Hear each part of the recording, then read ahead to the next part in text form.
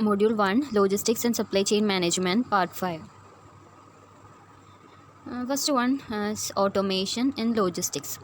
ലോജിസ്റ്റിക്സിലെ automation system എന്നതിൻ്റെ ഡീറ്റെയിൽസാണ് നമ്മൾ പറയാൻ പോകുന്നത്. Logistics automation is the application of computer software and automated machinery to improve the efficiency of logistics operation. അപ്പോൾ automation എന്ന് പറയുമ്പോൾ തന്നെ നമുക്കറിയാം അവിടെ സോഫ്റ്റ്വെയറിൻ്റെ യൂസേജാണ് വരുന്നത്. അപ്പോൾ ഓട്ടോമേറ്റഡ് മെഷീനറി, അതായത് മെന്നിനേക്കാൾ കൂടുതൽ അവിടെ യൂസ് ചെയ്യണത് മെഷീനറി ആയിരിക്കും. അതുപോലെ കമ്പ്യൂട്ടർ സോഫ്റ്റ്വെയർ ഉപയോഗിച്ചുള്ള വർക്കിംഗ് ആയിരിക്കും അവിടെ വരുന്നത്. അപ്പോൾ ലോജിസ്റ്റിക്സ് ഓപ്പറേഷൻ്റെ എഫിഷ്യൻസി ഇമ്പ്രൂവ് ചെയ്യാനായിട്ട് അവിടെ ടൈം കൺസംഷൻ കുറയ്ക്കുക, അതുപോലെ ലാഗ് ഇല്ലാതാക്കുക, കറക്റ്റായിട്ട് കാര്യങ്ങൾ ചെയ്യുക. അതിനൊക്കെ വേണ്ടിയിട്ട് ലോജിസ്റ്റിക്സ് ഓട്ടോമേഷൻ ചെയ്യുന്നത് എങ്ങനെയാണെന്ന് വെച്ചാൽ കമ്പ്യൂട്ടർ സോഫ്റ്റ്വെയറും ഓട്ടോമേറ്റഡ് മെഷീനറീസും നമ്മുടെ ഓപ്പറേഷൻസിലേക്ക് കൊണ്ടുവന്നുകൊണ്ടാണ് ലോജിസ്റ്റിക്സ് ഓട്ടോമേഷൻ സിസ്റ്റം പ്രവർത്തിക്കുന്നത്. This refers to the operations within a warehouse or distribution center with broader tasks undertaken by supply chain management systems and enterprise resource planning system.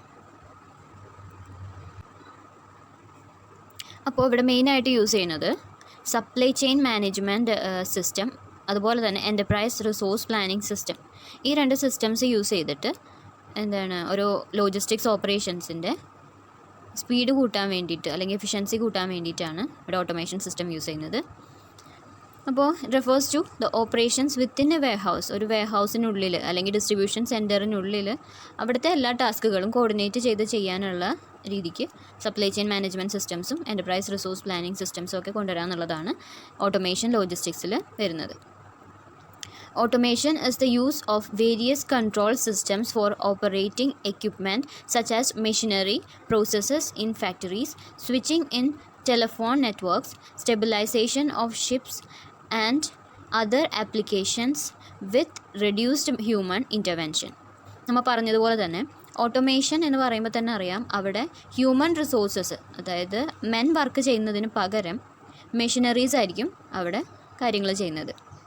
അപ്പോൾ ഇവിടെ വരുന്നത് use of various control systems, പല മെഷീനറീസും അതുപോലെ സോഫ്റ്റ്വെയർസും use ചെയ്തുകൊണ്ട് നമ്മുടെ ഫാക്ടറീസിലെ പ്രോസസ്സുകളിലും അതുപോലെ തന്നെ അവിടുത്തെ മറ്റുള്ള ഹ്യൂമൻ ഇൻ്റർവെൻഷൻ വരുന്ന സ്ഥലത്തൊക്കെ മെഷീനറീസ് ആയിരിക്കും വർക്ക് ചെയ്യുന്നത്. Then automation results in saving of labor and is also used in saving energy and materials to improve quality and accuracy. അപ്പോൾ ഓട്ടോമേഷൻ സിസ്റ്റത്തിലൂടെ ലേബറിൻ്റെ ഇൻ്റർവെൻഷൻ കുറയ്ക്കാൻ പറ്റുമെന്ന് നമ്മൾ പറഞ്ഞു. അതുപോലെ തന്നെ സേവിങ് എനർജി സേവ് ചെയ്യാൻ സാധിക്കും. അതായത് ഓവർ ഇൻ്റർവെൻഷൻ, പീപ്പിളിൻ്റെ ഓവർ ഇൻ്റർവെൻഷൻ ഇല്ല അവിടെ. ടൈം ലാഗും അങ്ങനെയുള്ള കാര്യങ്ങളൊക്കെ കുറച്ചുകൊണ്ട് എനർജി സേവ് ചെയ്യാൻ പറ്റും. അതുപോലെ തന്നെ and materials to improve the quality and accuracy. അപ്പോൾ ഹ്യൂമൻ ചെയ്യുമ്പോൾ എന്ന് പറയുന്നത്, അല്ലെങ്കിൽ ഒരു പേഴ്സൺ ചെയ്യുമ്പോൾ അതിൽ എറേഴ്സ് വരാനുള്ള സാധ്യത കൂടുതലാണ് അല്ലേ. ഇവിടെ മെഷീനറി ആകുമ്പോൾ അത് ഓട്ടോമാറ്റിക്കാണ്, അത് ചെയ്യുന്ന കാര്യങ്ങൾ റിപ്പീറ്റ് ചെയ്തുകൊണ്ടേയിരിക്കും. അവിടെ വേറെ രീതിയിലുള്ള എറേഴ്സ് വരാനുള്ള ചാൻസ് കുറവാണ്.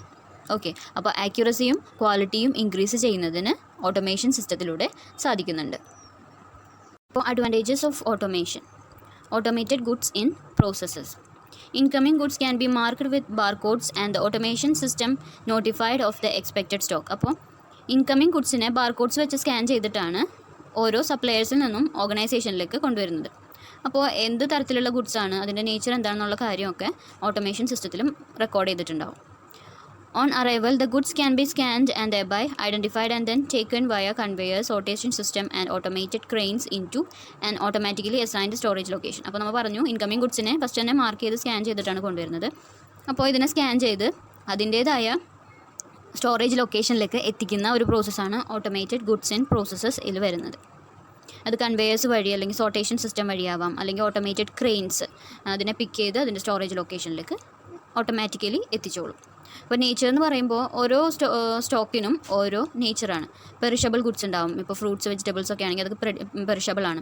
അതിനെ എത്തിക്കേണ്ടതെന്ന് പറഞ്ഞാൽ കോൾഡ് സ്റ്റോറേജിലായിരിക്കും. സാധാരണ ഗുഡ്സ് ആണെങ്കിൽ നോർമൽ സ്റ്റോറേജ് സിസ്റ്റം മതി.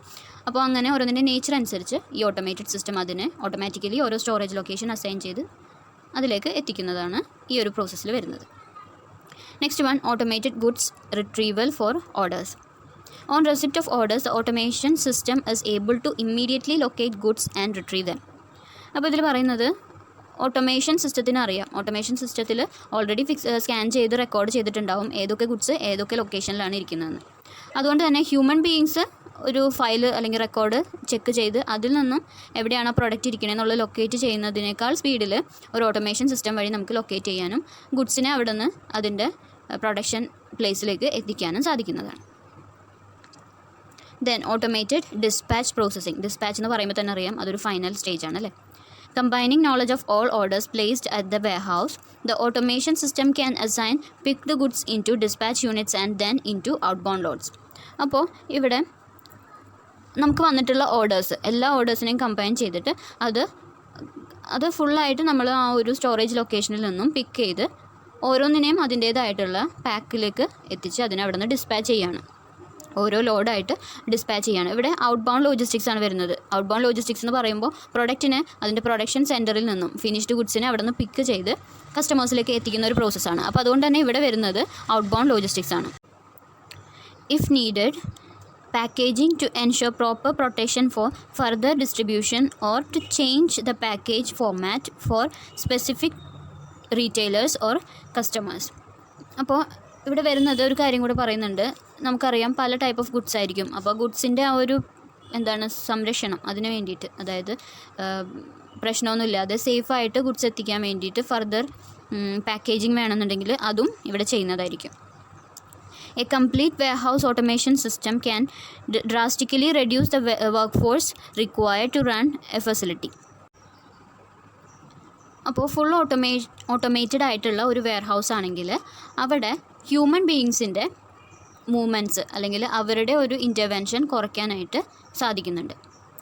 Human input is required only for few task such as picking units of product from A bulk packed case.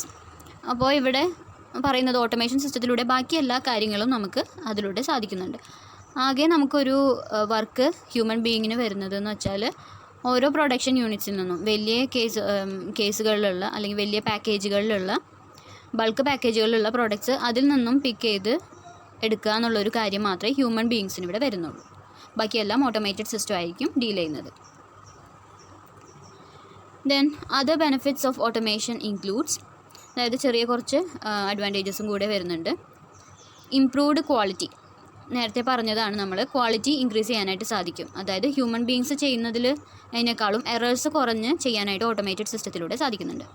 Increased productivity, അതായത് ഹ്യൂമൻ ബീയിങ്സ് ചെയ്യുന്നതിനേക്കാളും ക്വാളിറ്റി ആയിട്ട് ചെയ്യുന്നത് കൊണ്ട് തന്നെ ഇവിടെ പ്രൊഡക്ടിവിറ്റി ഇൻക്രീസ് ചെയ്യുന്നുണ്ട്. അതായത് ഇപ്പോൾ ഒരു ഹ്യൂമൻ ബീയിങ് ചെയ്യുമ്പോൾ ഒരു മണിക്കൂറിൽ 10 പ്രൊഡക്റ്റാണ് പ്രൊഡ്യൂസ് ചെയ്യാൻ പറ്റണമെന്നുണ്ടെങ്കിൽ ഓട്ടോമേറ്റഡ് സിസ്റ്റത്തിന് ചിലപ്പോൾ ഒരു മണിക്കൂറിൽ 100 പ്രൊഡക്റ്റ് പ്രൊഡ്യൂസ് ചെയ്യാൻ പറ്റുമായിരിക്കും. അപ്പോൾ അങ്ങനെ പ്രൊഡക്ടിവിറ്റി ഇൻക്രീസ് ചെയ്യാൻ സാധിക്കുന്നുണ്ട്.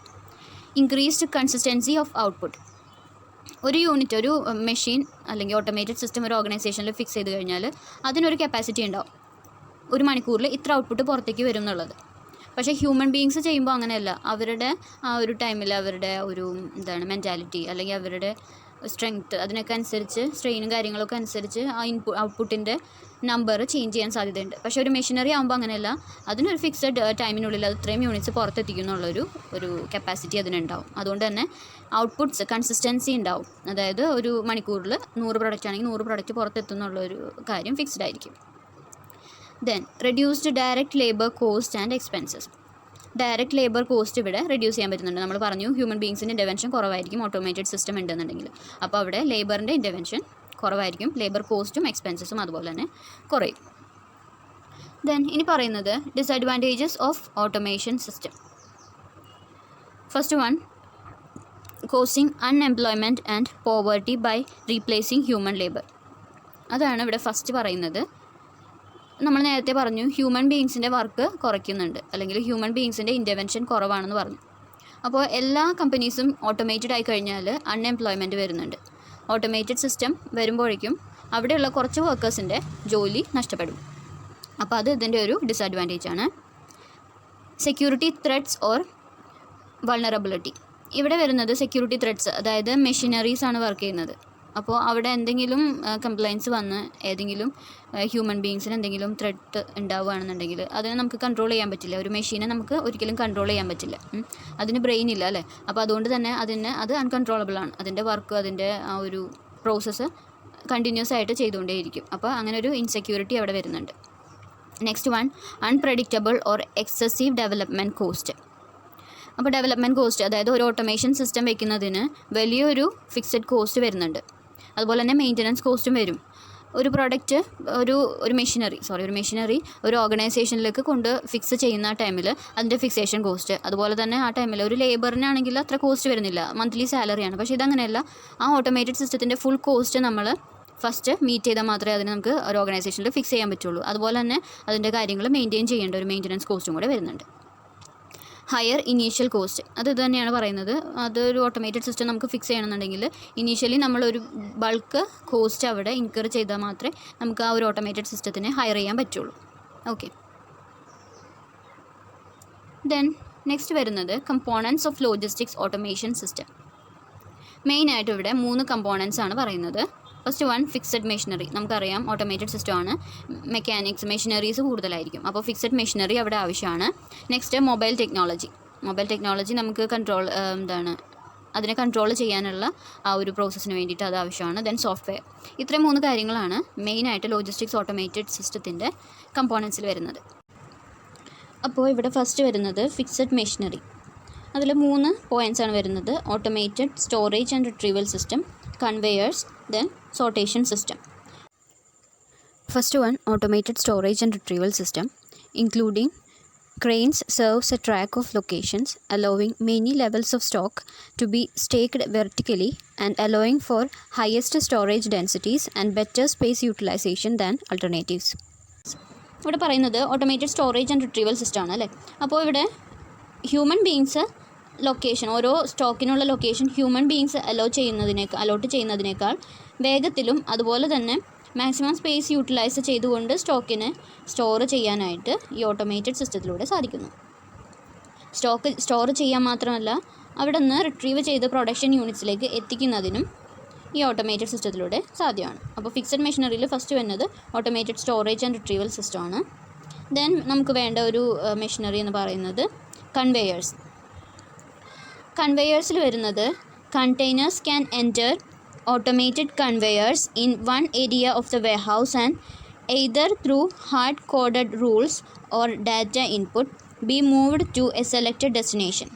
അപ്പോൾ കൺവെയേഴ്സിലൂടെ പ്രൊഡക്ട്സിനെ hard coded rules data input വഴി വെയർഹൗസിൽ നിന്നുള്ള പ്രൊഡക്ട്സിനെ ഇതുവഴി മൂവ് ചെയ്ത് സെലക്റ്റഡ് ഡെസ്റ്റിനേഷനിലേക്ക് മാറ്റുന്നത് കൺവെയേഴ്സ് വഴിയാണ്.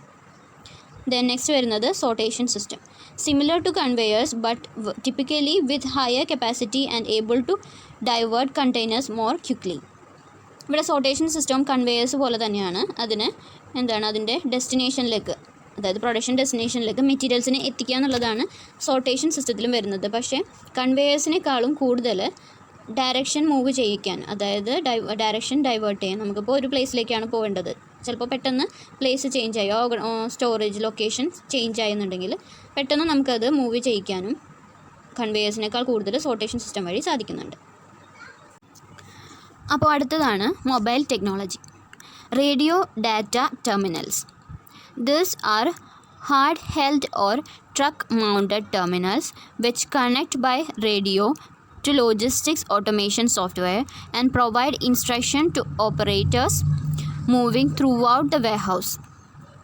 അപ്പോൾ റേഡിയോ ഡാറ്റ ടെർമിനൽസിൽ വരുന്നത് അവിടെ ഒരു റേഡിയോ കണക്ഷൻ ഉണ്ടാവും. അതുവഴി എവിടേക്കാണ് ഈ ട്രക്കുകൾ മൂവ് ചെയ്യേണ്ടത് എന്നുള്ള കാര്യങ്ങളൊക്കെ ഇൻസ്ട്രക്ഷൻസ് പ്രൊവൈഡ് ചെയ്യാനും ഒക്കെയാണ് ഈ മൊബൈൽ ടെക്നോളജി യൂസ് ചെയ്യുന്നത്.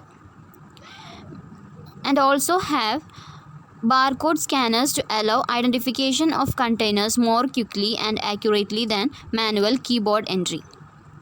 അപ്പോൾ നമ്മൾ പറഞ്ഞു, സോഫ്റ്റ്വെയർസ് വെച്ച് ചെയ്യുമ്പോൾ മാനുവലി ചെയ്യുന്നതിനേക്കാളും ക്വിക്കായിട്ട് നമുക്ക് കാര്യങ്ങൾ ചെയ്യാൻ പറ്റും, അതുപോലെ തന്നെ എറേഴ്സും കുറവായിരിക്കും. അപ്പോൾ ബാർകോഡ് സ്കാനേഴ്സ് വെച്ചിട്ട് ഓരോ കണ്ടെയ്നേഴ്സിനെയും ഐഡൻറ്റിഫൈ ചെയ്യാനും പെട്ടെന്ന് തന്നെ അതിൻ്റെ ഡെസ്റ്റിനേഷനിലേക്ക് എത്തിക്കാനും സാധിക്കുന്നുണ്ട്. അപ്പോൾ റേഡിയോ മൊബൈൽ ടെക്നോളജി വഴി ചെയ്യുന്നത് കറക്റ്റായിട്ട് ഇൻസ്ട്രക്ഷൻസ് കൊടുത്തുകൊണ്ടിരിക്കുക എന്നുള്ളതാണ്. Then software. ഇവിടെ വരുന്നത് ഇൻ്റഗ്രേഷൻ സോഫ്റ്റ്വെയർ ഉണ്ട്, ഓപ്പറേഷണൽ കൺട്രോൾ സോഫ്റ്റ്വെയർ ഉണ്ട്. അതിൽ ഇൻ്റഗ്രേഷൻ സോഫ്റ്റ്വെയറിൽ വരുന്നത് this provides overall control of the automation machinery and allow cranes to be connected to conveyors for seamless stock movement. അപ്പോൾ സ്റ്റോക്കിൻ്റെ മൂവ്മെൻറ്റ്സിൽ ഡിലേ ഒന്നും വരാതെ എന്താണ് ഓവറോൾ കൺട്രോൾ, മെഷീനറീനെ ഓവറോൾ കൺട്രോൾ ചെയ്യുക എന്നുള്ളതാണ് സോഫ്റ്റ്വെയർ ചെയ്യുന്നത്.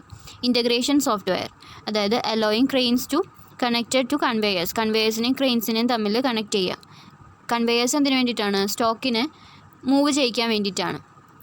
ക്രെയിൻസ് എന്തിനു വേണ്ടിയിട്ടാണ്? അവിടെ നിന്ന് അതിനെ പിക്ക് ചെയ്ത് കൊണ്ടുപോകാൻ വേണ്ടിയിട്ടാണ്. അപ്പോൾ ഇതിനെ രണ്ടിനെയും കറക്റ്റായിട്ട് രണ്ടിനെയും ഇൻ്റഗ്രേറ്റ് ചെയ്ത് കൊണ്ടുപോകുക എന്നുള്ളതാണ് ഇൻ്റഗ്രേഷൻ സോഫ്റ്റ്വെയറിൽ വരുന്നത്. Next one, operational control software. It provides low-level decision making such as where to store incoming containers and where to retrieve them when requested. അപ്പോൾ ഇതിൽ ചെറിയ ഓപ്പറേഷണൽ കൺട്രോൾ സിസ്റ്റത്തിൽ ജസ്റ്റ് അതിൻ്റെ ഓപ്പറേഷണൽ കാര്യങ്ങൾ മാത്രമേ വരുന്നുള്ളൂ. ഇത് ലോവർ ലെവൽ ഡിസിഷൻ മേക്കിങ്ങിനെ ബേസ് ചെയ്തിട്ട് വരുന്നതാണ്. ഇവിടെ എവിടെയാണ് ഒരു സ്റ്റോക്ക് വന്നു കഴിഞ്ഞാൽ കണ്ടെയ്നേഴ്സ് എവിടെയാണ് സ്റ്റോക്ക് ചെയ്യേണ്ടത് അല്ലെങ്കിൽ സ്റ്റോർ ചെയ്യേണ്ടത്, എവിടെ നിന്നാണ് റിട്രീവ് ചെയ്യേണ്ടത്, അതായത് ഓർഡേഴ്സ് വരുമ്പോൾ എവിടെ നിന്ന് അതിന് റിക്വസ്റ്റ് വരുമ്പോൾ എവിടെ നിന്ന് അത് റിട്രീവ് ചെയ്യണം എന്നുള്ള കാര്യങ്ങളൊക്കെയാണ് ഇതിൽ വരുന്നത്. മൂന്നാമത്തേതാണ് business control software. This provides higher level functionality such as identification of incoming deliveries, stock, scheduling, order fulfillment and assignment of stock to outgoing trailers. അപ്പോൾ ഇവിടെ ഹയർ ലെവൽ ഫങ്ഷനാലിറ്റിയാണ്. ബിസിനസ് കൺട്രോൾ സോഫ്റ്റ്വെയർ എന്ന് പറയുമ്പോൾ ഓവറോൾ ആക്ടിവിറ്റീസ് ഇവിടെ വരുന്നുണ്ട്.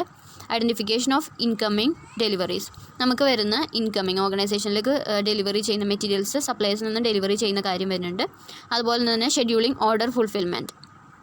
Then orders വരുന്നതനുസരിച്ച് അതിനെ schedule ചെയ്യുക, ഏതൊക്കെ ടൈമിലാണ് ഓരോ ഓർഡേഴ്സും ഫുൾഫിൽ ചെയ്യേണ്ടതെന്നുള്ളത് ടൈം ഷെഡ്യൂളിംഗ് നടത്തുക. അതുപോലെ തന്നെ assignment of stock to outgoing trailers, അപ്പോൾ ഏതൊക്കെ ട്രെയിലേഴ്സിൽ ഏതൊക്കെ സ്റ്റോക്കുകളാണ് പോകേണ്ടത് എന്നുള്ളത് അസൈൻ ചെയ്ത് കൊടുക്കുക. അങ്ങനെയുള്ള ഓവറോൾ കാര്യങ്ങളാണ് ബിസിനസ് കൺട്രോൾ സോഫ്റ്റ്വെയറിൽ വരുന്നത്.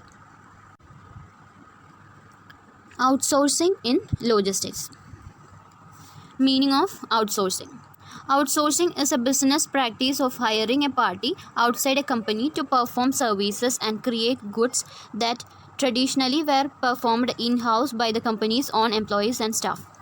അപ്പോൾ ഔട്ട്സോഴ്സിങ് നമ്മൾ നേരത്തെ പഠിച്ചിട്ടുണ്ടാവും അല്ലെങ്കിൽ കേട്ടിട്ടുള്ള കാര്യമായിരിക്കും ഔട്ട്സോഴ്സിങ് എന്ന് പറയുന്ന ടേം. ഇതിൽ നമ്മളുടെ കമ്പനിയിൽ നേരത്തെ ചെയ്തുകൊണ്ടിരുന്ന കാര്യങ്ങൾ തന്നെ, ഒരു ഓർഗനൈസേഷൻ്റെ കപ്പാസിറ്റി അല്ലെങ്കിൽ പ്രൊഡക്ഷൻ യൂണിറ്റ്സ്, അതായത് ഔട്ട്പുട്ടുകൾ എത്രണ്ണം പ്രൊഡ്യൂസ് ചെയ്യണം എന്നുള്ളത് ഓരോ ടൈമിലും വർദ്ധിച്ചു വരികയായിരിക്കും. കാരണം അതിൻ്റെ ഡിമാൻഡ് കൂടി വരുമ്പോൾ കൂടുതൽ യൂണിറ്റ്സ് നമ്മൾ പ്രൊഡ്യൂസ് ചെയ്യേണ്ടി വരുന്നുണ്ട്. ആ ടൈമിൽ പ്രൊഡക്ഷൻ്റെ കോർ ഏരിയാസ് മാത്രമായിരിക്കും കമ്പനിക്ക് ചെയ്യാൻ പറ്റുന്നത്. ചെറിയ ചെറിയ കാര്യങ്ങളൊക്കെ കമ്പനി പുറത്തുള്ള പീപ്പിൾസിന് അല്ലെങ്കിൽ പുറത്തുള്ള സ്റ്റാഫുകൾക്ക് അസൈൻ ചെയ്ത് കൊടുക്കുന്ന ഒരു പതിവുണ്ട്. അതിനെയാണ് ഔട്ട്സോഴ്സിംഗ് എന്ന് പറയുന്നത്. അതായത് ഓർഗനൈസേഷനിൽ പുറത്തുള്ള ആൾക്കാർക്ക് കമ്പനിയിലെ കുറച്ച് കാര്യങ്ങൾ ഏൽപ്പിച്ചു കൊടുക്കുന്നുണ്ട്. അതാണ് outsourcing. Then outsourcing is a practice usually undertaken by companies as a cost cutting measure. Cost cutting measure ആയിട്ടാണ് ഔട്ട്സോഴ്സിംഗ് പ്രാക്ടീസ് യൂസ് ചെയ്ത് വരുന്നത്. കാരണം പുറത്തൊരു കമ്പനിക്ക് ഏൽപ്പിച്ചു കൊടുക്കുമ്പോൾ നമുക്ക് അത്രയും ടൈം കൊണ്ട് നമ്മുടെ കമ്പനിയിലെ ബേസിക് ആയിട്ടുള്ള കോർ ഏരിയാസിൽ നമുക്ക് കോൺസെൻട്രേറ്റ് ചെയ്യാൻ സാധിക്കുന്നുണ്ട്. അപ്പോൾ അതിൽ വരുന്ന ചെറിയ ചെറിയ കാര്യങ്ങളിൽ വരുന്ന കോസ്റ്റും ടൈമും സേവ് ചെയ്യാൻ ഈ ഔട്ട്സോഴ്സിംഗ് വഴി സാധിക്കുന്നു. Then it can affect a wide range of jobs ranging from customer support to manufacturing to a back office. അപ്പോൾ ഇതിൽ കുറേ കാര്യങ്ങൾ വരുന്നുണ്ട്. ചെറിയ ചെറിയ ജോബുകൾ തൊട്ട് വലിയ ജോബുകൾ വരെ ഔട്ട്സോഴ്സിങ്ങിൽ വരും. ഏതൊക്കെയാണ്? Ranging from customer support area, നമുക്കറിയാം കസ്റ്റമേഴ്സിനെ ഡീൽ ചെയ്യുന്ന ഒരു സെക്ഷൻ ഉണ്ടാവും. അപ്പോൾ അവിടെ വരുന്നത്. പിന്നെ മാനുഫാക്ചറിങ്ങിലും ചിലപ്പോൾ പുറത്തുനിന്നുള്ള ആൾക്കാരെ നമ്മൾ ഹയർ ചെയ്യാം. അതുപോലെ ബാക്ക് ഓഫീസ് വർക്കുകൾ നമുക്കറിയാം അല്ലേ. അപ്പോൾ അതിലും ഇതുപോലെ തന്നെ ഔട്ട്സോഴ്സിങ് ചെയ്ത് ലേബേഴ്സിനെ എംപ്ലോയീസിനെ നമ്മൾ ഓൺ ചെയ്യാറുണ്ട്. ഓക്കെ, അപ്പോൾ ഇതാണ് ഔട്ട്സോഴ്സിംഗ് എന്ന് പറയുന്നത്. Then companies use outsourcing to cut labor costs including salaries for its personnel, overhead, equipment and technology. അപ്പോൾ ഔട്ട്സോഴ്സിംഗ് കമ്പനീസ് യൂസ് ചെയ്യുന്നത് ലേബർ കോസ്റ്റ് കുറയ്ക്കാനാവാം, സാലറീസ് അവരുടെ പേഴ്സൺസിനുള്ള സാലറീസ് കൊടുക്കുന്നത് കുറയ്ക്കാനാവാം, ഓവർ ഹെഡ് കുറയ്ക്കുന്നതിനാവാം, അതായത് ഇൻഡയറക്റ്റ് കോസ്റ്റുകൾ കുറയ്ക്കുന്നതിന് വേണ്ടിയിട്ടാവാം. ദെൻ എക്യുപ്മെൻറ്റ്സ്, ഇപ്പോൾ നമ്മുടെ ഓർഗനൈസേഷനിൽ ചില എക്യുപ്മെൻറ്റ്സ് ഇല്ല എന്നുണ്ടെങ്കിൽ പുറത്തുള്ള കമ്പനികൾക്ക് അല്ലെങ്കിൽ പുറത്തുള്ള ചെയ്യാൻ പറ്റുന്ന ആൾക്കാർക്ക് ഏൽപ്പിച്ചു കൊടുത്താൽ അവരുടെ അടുത്ത് ആ എക്യുപ്മെൻറ്റ്സ് ഉള്ള ആൾക്കാരാണെങ്കിൽ നമുക്കതൊരു ബെനിഫിറ്റ് ആയിരിക്കും. ആൻഡ് ടെക്നോളജി, അപ്പോൾ ഇതൊക്കെ ഉള്ള ആൾക്കാരുടെ അടുത്ത് പുറത്തേക്ക് ഈ കമ്പനീസിന് ചെറിയ ചെറിയ കാര്യങ്ങൾ അവരെ ഏൽപ്പിച്ചു കൊടുത്തുകൊണ്ട് ടൈമും കോസ്റ്റും സേവ് ചെയ്യാൻ സാധിക്കുന്നു. Outsourcing is also used by companies to dial down and focus on core aspects of business spinning off the less critical operation to outside organisations. നമ്മൾ നേരത്തെ പറഞ്ഞതാണ്, കോർ ഏരിയാസ്, അതായത് ഒരു ഓർഗനൈസേഷനിൽ ചെയ്യേണ്ട ഇമ്പോർട്ടൻറ്റ് കാര്യങ്ങൾ ഓർഗനൈസേഷനിൽ തന്നെ ചെയ്യുകയും സിമ്പിളായിട്ടുള്ള അല്ലെങ്കിൽ ചെറിയ ചെറിയ കാര്യങ്ങൾ അല്ലെങ്കിൽ ലെസ് ഇമ്പോർട്ടൻ്റ് ആയിട്ടുള്ള കാര്യങ്ങൾ പുറത്തെ ഓർഗനൈസേഷൻസിനെയും ഏൽപ്പിക്കുന്ന ഒരു പ്രോസസ്സാണ് outsourcing. It can help companies benefit from the differences in labour and production cost among countries. അപ്പോൾ പ്രൊഡക്ഷൻ കോസ്റ്റ്, ലേബർ കോസ്റ്റ്, അതുപോലെ തന്നെ അങ്ങനെയുള്ള കോസ്റ്റുകൾ, ഇനീഷ്യൽ കോസ്റ്റുകൾ കുറയ്ക്കാനായിട്ട് ഇത് കമ്പനീസിനെ ഹെൽപ്പ് ചെയ്യുന്നുണ്ട്. Then outsourcing is one of the important features of supply chain management. അപ്പോൾ supply chain മാനേജ്മെൻറ്റിൻ്റെ ഒരു ഇമ്പോർട്ടൻറ്റ് ഫീച്ചറാണ് ഔട്ട്സോഴ്സിംഗ് എന്നാണ് പറയുന്നത്. Companies uses the services of third parties, be it a transporter of shipment of goods from production plant to warehouse or a consultant for improvement of productivity. അപ്പോൾ പുറത്തെ ഒരു third party അല്ലെ, പുറത്തൊരാളെന്ന് പറയുമ്പോൾ കമ്പനിയുടെ സൈഡിൽ നിന്ന് നോക്കുമ്പോൾ അതൊരു തേർഡ് പാർട്ടിയാണ്. അപ്പോൾ ഒരു തേർഡ് പാർട്ടീനെ യൂസ് ചെയ്തിട്ട് കമ്പനിയുടെ കോസ്റ്റ് കുറയ്ക്കുക എന്നുള്ളതാണ് ഇവിടെ വരുന്നത്. അപ്പോൾ ഈ തേർഡ് പാർട്ടി എന്ന് പറയുന്നത് ട്രാൻസ്പോർട്ടർ ആവാം, ഗുഡ്സ് ഒന്നില്ലെങ്കിൽ ഗുഡ്സ് സപ്ലയേഴ്സിൽ നിന്നും പ്രൊഡക്ഷൻ യൂണിറ്റിലേക്ക് എത്തിക്കുന്ന ആളാവാം, അല്ലാന്നുണ്ടെങ്കിൽ ഫിനിഷ്ഡ് ഗുഡ്സ് പ്രൊഡക്ഷൻ യൂണിറ്റ്സിൽ നിന്നും കസ്റ്റമേഴ്സിലേക്ക് എത്തിക്കുന്ന ഒരു ട്രാൻസ്പോർട്ടർ ആവാം, അല്ലാന്നുണ്ടെങ്കിൽ consultant for improvement of productivity improve ചെയ്യുന്നതിനാണ് നമ്മൾ ചിലപ്പോൾ ചില ഓർഗനൈസേഷൻസിൽ ഓൺ കൺസൾട്ടൻസ് ഉണ്ടാവും. അതല്ല എന്നുണ്ടെങ്കിൽ പുറത്തെ കൺസൾട്ടൻസിനെ ഹയർ ചെയ്യുക എന്നുള്ളതാണ് ഇവിടെ വരുന്നത്. In logistics and supply chain management too, firms have been outsourcing the activities of transporting, warehousing, clearance and forwarding to different operations. അപ്പോൾ ഇവിടെ എന്തൊക്കെ കാര്യങ്ങളാണ് നമ്മൾ പറഞ്ഞതാണ്. ട്രാൻസ്പോർട്ടിങ് നമുക്ക് ഔട്ട്സോഴ്സ് ചെയ്യാൻ പറ്റും. അതുപോലെ തന്നെ വെയർഹൗസിംഗ്, ചിലപ്പോൾ ഒരു ഓർഗനൈസേഷനിൽ സ്പേസ് കുറവായിരിക്കും, അങ്ങനെയാണെങ്കിൽ വേറൊരു ഓർഗനൈസേഷനിൽ ഏതെങ്കിലും സ്റ്റോറേജ് ഹൗസിനെ നമുക്ക് ഡിപ്പെൻഡ് ചെയ്യാവുന്നതാണ്. അതുപോലെ തന്നെ ക്ലിയറൻസ്, ചില ആൾക്കാർ ലൈസൻസ് അങ്ങനെയുള്ള കാര്യങ്ങൾ ക്ലിയറൻസ് ഒക്കെ കിട്ടാൻ വേണ്ടിയിട്ട് ഇത് മാത്രം ഡീൽ ചെയ്യുന്ന ആൾക്കാരുടെ അടുത്ത് ഏൽപ്പിക്കാറുണ്ട്. അപ്പോൾ അങ്ങനെ ക്ലിയറൻസിന് നമുക്ക് പുറത്തുള്ള ആൾക്കാരെ ഇതിനു വേണ്ടി ഹയർ ചെയ്യാൻ പറ്റുന്നതാണ്. Then forwarding to different operations, അതുപോലെ തന്നെ പല ഓപ്പറേഷൻസിന് വേണ്ടിയിട്ട് നമ്മൾ ഔട്ട്സോഴ്സിങ് യൂസ് ചെയ്യുന്നുണ്ട്. അപ്പോൾ എന്താണ് ഔട്ട്സോഴ്സിംഗ് എന്നുള്ളത് മനസ്സിലായിട്ടുണ്ടാവുമെന്ന് വിചാരിക്കുന്നു. മെയിനായിട്ട് ഔട്ട്സോഴ്സിംഗ് വരുന്നത് നമ്മുടെ ഓർഗനൈസേഷനിലെ കോർ ഏരിയാസിനെ കമ്പനി തന്നെ കോൺസെൻട്രേറ്റ് ചെയ്തുകൊണ്ട് ലെസ് ഇമ്പോർട്ടൻ്റ് ആയിട്ടുള്ള കാര്യങ്ങൾ പുറത്തെ ഓർഗനൈസേഷൻസിനെ ഏൽപ്പിച്ച് കോസ്റ്റും അതുപോലെ തന്നെ ടൈമും കുറയ്ക്കുക എന്നുള്ളതാണ് ഔട്ട്സോഴ്സിംഗിൽ വരുന്നത്. ഇനി ഇവിടെ പറയുന്നത് ലോജിസ്റ്റിക്സ് ഔട്ട്സോഴ്സിംഗ്.